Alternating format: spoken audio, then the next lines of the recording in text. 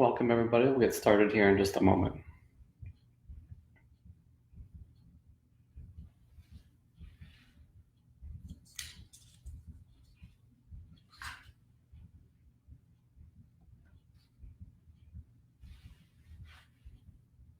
So welcome to the first edition of World.On.Pause. This is the very first one. A little background on me. Many of you I know, some of you I don't know. So I've been practicing meditation formally now for about 5 years, and I'm currently enrolled at a mindfulness instructor program through Brown University with a number of amazing colleagues who I hope you'll get to meet in the next coming weeks as they get on the schedule. For today, we will get ourselves settled and do what is called a mountain meditation. So this practice, this formal practice, can be addressed by anyone. You don't need experience meditating. I like to talk about coming to this with a beginner's mind. So even if you've practiced meditation for 10, 20, 30 years, approach this as if you're doing it for the first time. And so for today, whether you've done this before or whether this is your first time, just approach it with a beginner's mind. Meditation is, at the end of the day, nothing more complex than resting your attention. And with all the signal coming at us right now with really scary headlines in the news, is there really a better time in the history of humanity to rest your attention? And so I'm hoping to give you that today. Before we get started, I'll talk a little bit about the position that you may want to, the posture and the position you may want to take for this practice. You can really take a number of different positions. You can be seated in a chair. You can be laying down. You can be standing up. Any position that you feel like you can comfortably hold and that is accessible for you in the next 25 plus minutes. So now I'm going to talk a little bit about the vagus nerve. And this is not like the Las Vegas nerve. This is the largest nerve, one of the largest nerves in your entire body. And so this particular nerve is what sends calming signals to your heart, your lungs, your digestive system. So it really counteracts things like adrenaline that rev you up. And so there's a really easy way to send some signals to this nerve to get ready for a practice like we're about to do. And so I'll help you send those signals. So I'll invite you now to close your eyes if that's comfortable for you, or if that's not comfortable, feel free to just cast a light gaze ahead of you. And I'm going to ask you to do a simple breathing exercise first. So what you're going to do is inhale through your nose, and you'll do that to a count of 4. And then you'll exhale through your lips, but you'll keep them really tightly closed so that you can let the air out much slower than you took it in. So you're going to inhale to a count of 4, pause, and then exhale to a count of 8. And we're going to do that about 3 times.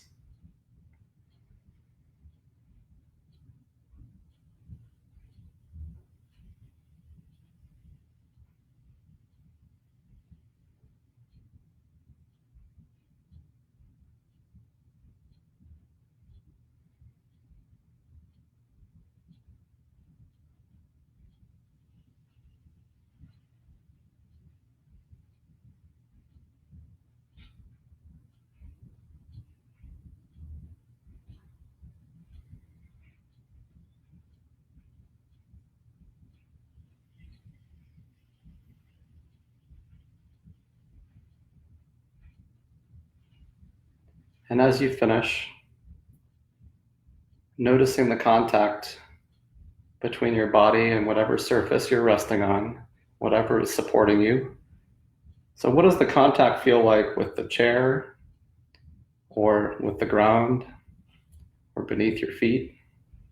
What is supporting you? Just notice.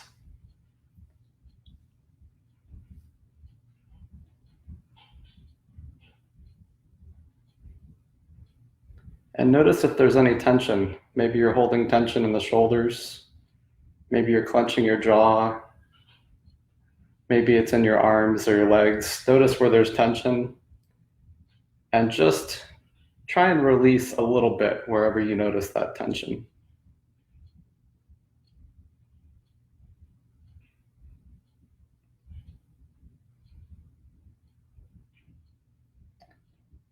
Now I'd like for you to envision a mountain.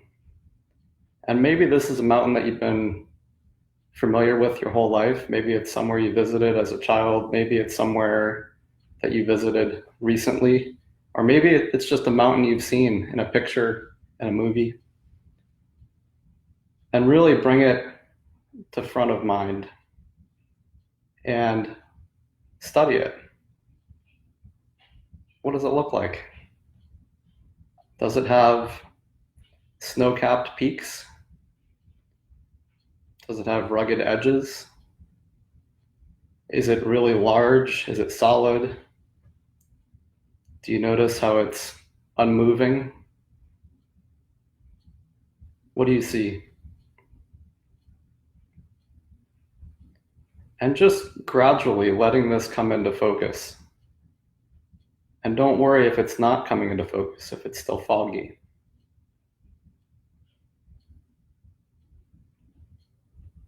Observe the mountain's qualities: stillness, certainty, unmoving, grounded.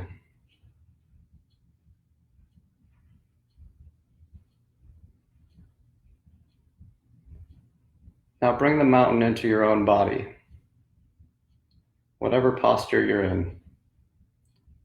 Imagine your head as its lofty peak, your arms as the sides, the base of your body and your legs rooted into the earth and supported.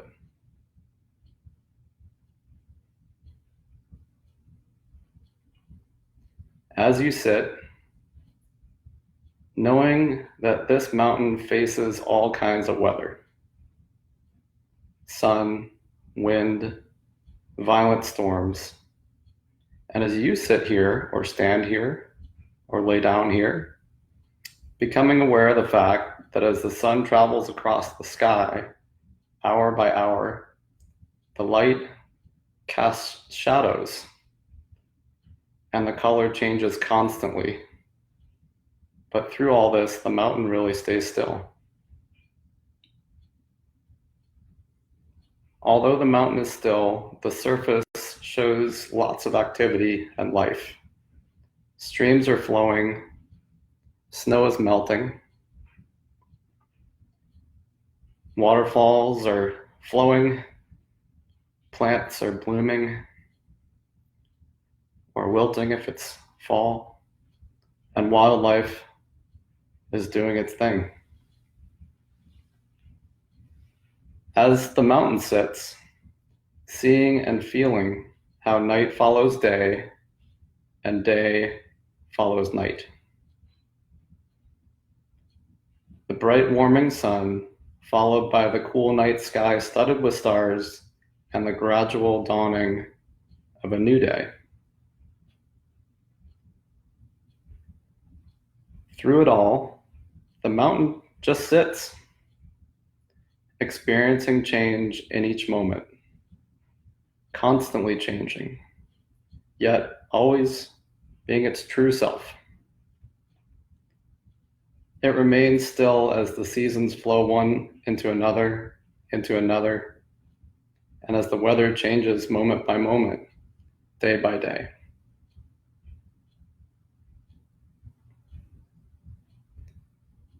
In summer, there's no snow on the mountain except perhaps at the very peaks or in the crags that are shielded from direct sunlight.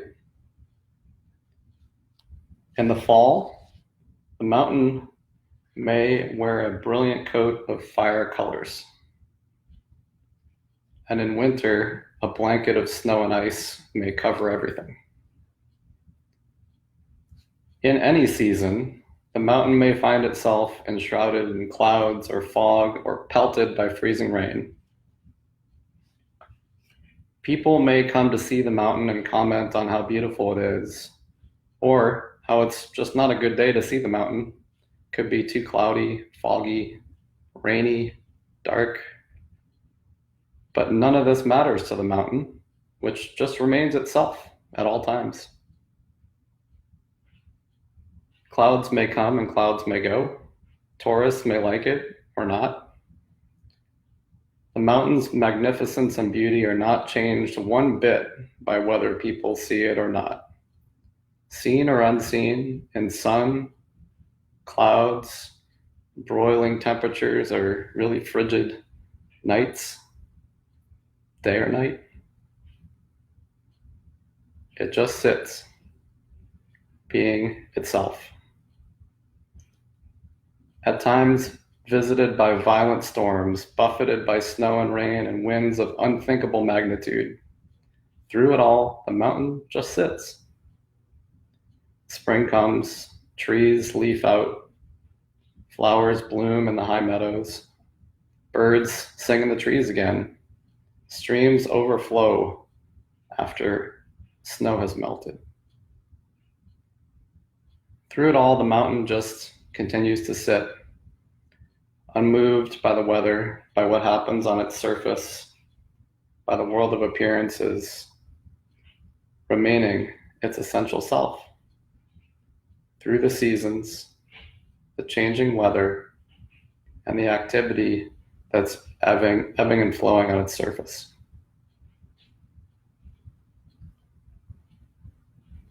Mountains have this to teach us and lots more. If you find that the strength and stability of the mountain helps you, you may want to use it in your own practice to remind you what it means to sit with wakefulness and in stillness. So in the time that remains, I'm going to encourage you to continue the mountain meditation on your own, in silence, moment by moment, until you hear me ring the sound of 3 bells.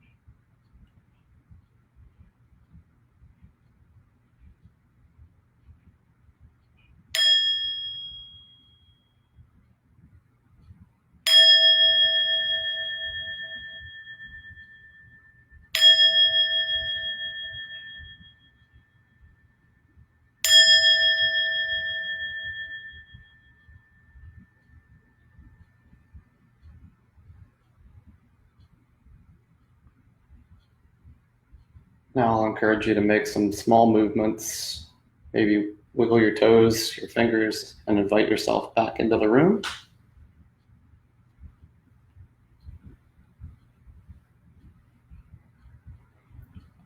I'll close with a quote that I've read, I can't tell you how many hundreds of times in the last few weeks. And this comes from Thich Nhat Hanh, one of the, I'll say one of the modern leaders in the mindfulness movement. And it goes something like this. And I don't have it in front of me, but I've read it so many times, it's etched in my memory. When the crowded Vietnamese refugee boats faced storms or pirates, if everyone panicked, all would be lost. But if even one person remained calm and centered, it showed a path for everyone to survive.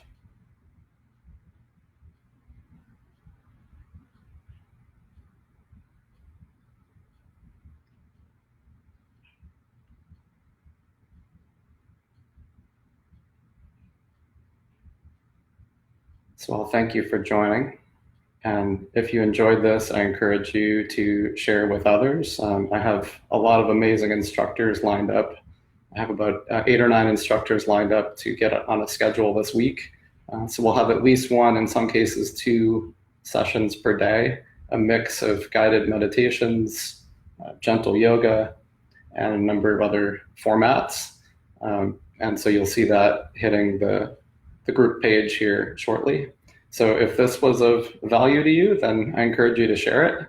It's free, and we're doing this really to help. So thank you for your attention, and would encourage you to thank yourself for this practice and really appreciate you joining. Thank you again.